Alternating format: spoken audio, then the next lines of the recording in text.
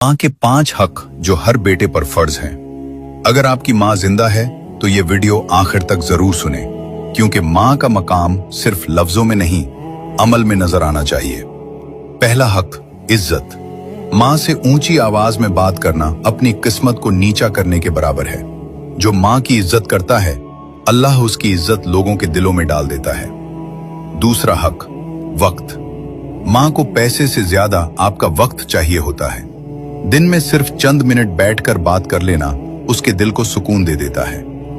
तीसरा हक, खिदमत।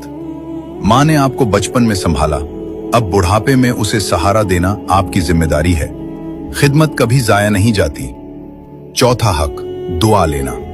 माँ की एक सच्ची दुआ आपकी तकदीर बदल सकती है, और माँ की आह इंसान को कहीं का नहीं छोड़ती।